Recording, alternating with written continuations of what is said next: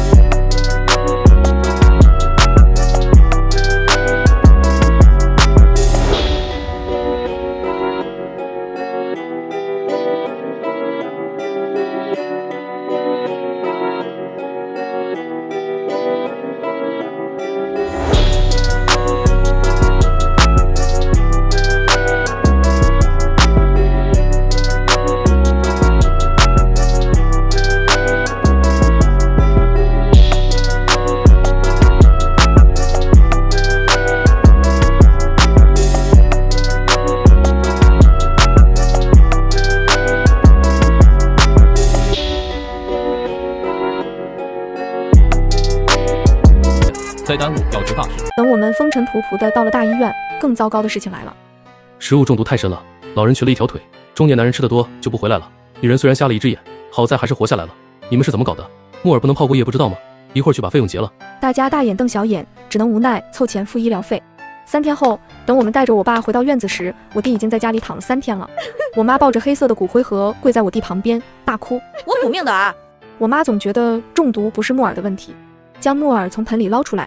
妈，医生说泡久了的木耳有毒，扔了吧。说着，她抡起扫把狠狠打我。你这败家娃儿，这木耳看着水灵得很，怎么可能有毒？以前吃木耳怎么没事？肯定是医生搞错了。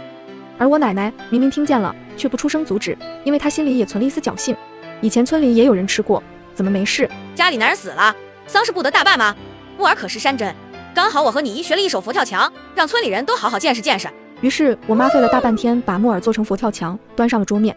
多谢各位父老乡亲来送我们家汉子最后一程，这是我自学的越城名菜佛跳墙，据说鲜的那是神仙吃了也要跳墙来。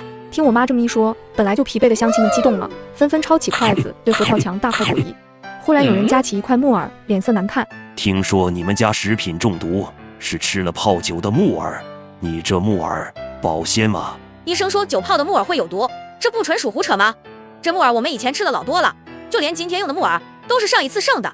出国前我尝了一口，可鲜了。大家伙脸色难看至极，都看向了眼前所剩不多的佛跳墙。都毒死人了，还敢拿出来待客，这是不把大家的命当面吗？你们怎么自己不吃？除了个别不当一回事的，大多数人都放下了手中的筷子，扣着嗓子眼吐了起来。傍晚的时候，来帮忙的邻居中有几个人开始头晕呕吐，村长赶紧叫人往卫生所里送，其中1人没抢救过来。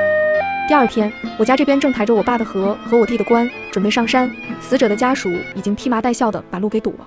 赔钱！你们明知道那木耳有毒，还叫俺老公吃，你们就是故意投毒的。医生说木耳有毒，你老公知道还吃，那就是他自己要吃的，死了也活该，和我有什么关系？我妈想快点撇清关系，却不知道这样更是惹怒了人家。死者老婆让娘家人都亮出了带来的扁担，明显是要动手了。给我打！你们家要是不赔钱，今天休想过去。来帮忙的邻居们一见这剑拔弩张的气氛，纷纷扔了手中的白帆。抬棺椁的人也直接把棺椁往地上一放。这是你们两家的事，和我们可没关系。邻居们走后，我也趁机溜走了。好汉不吃眼前亏，见不相干的人都走了，我家又不肯赔钱，死者老婆直接让人报了警。警察一番调查后，以投毒罪逮捕了我妈。他被带走后，我奶整日抱着瘸腿以泪洗面。不就吃个木耳吗？怎么就闹到家破人亡的地步？至于我弟的棺椁，因为没人来帮忙抬，只能就地焚烧，变成一滩黑灰。而家里的条件也越发差了起来，爸爸死了，妈妈坐牢，全家的生计都落在了奶奶身上。她每天有干不完的农活，而我也几乎忙得脚不离地。就这样，我奶还每天不给我吃饱。吃那么多干啥？丫头片子就是浪费粮食。奶，我想上学。想都不要想，你去上学那家里的活谁干？后来他不知道怎么说服了村长，让村长给他办低保。奶奶很得意，回来后把这事和我说了。我以后可是有固定收入的人了，家里的田以后归你管，种出来多少你吃多少，我以后不会再给你1分钱。奶奶，我可是你的亲孙女。那又怎么样？我可不是你父母，没有养你的义务。这可不行，这可不行。于是我算准了扶贫工作人员来村里的时间，趁着奶奶午睡时，假装没端稳，把屎盆子扣在她脸上，用药给她洗了把脸。死丫头片子，你故意恶心我是不是？她从炕边抽了一根藤条。奶，别打我，我真不是故意的。你要是再打我，以后这活你自己干。我捏着鼻子往旁边躲了躲，她这下抽我抽得更厉害了。就在她打得我满院子滚时，院门外突然出现了好几个城里人，身后跟着村长。看什么看？没见过老奶教训孙女。我奶没好气地瞪了他们一眼，继续捏着藤条追着我打。住手！你这么打，孩子是会死的。我奶斜睨了他一眼，一口唾沫吐到他们脚边。要不是我，能有他这条命？想怎么做都是我们的家事，和你有个1毛钱关系。粗俗恶毒！为首的城里人被他粗俗的话气得脸色涨红。叔叔伯伯们救我！我往那群人身后躲，哭得凄凄惨惨。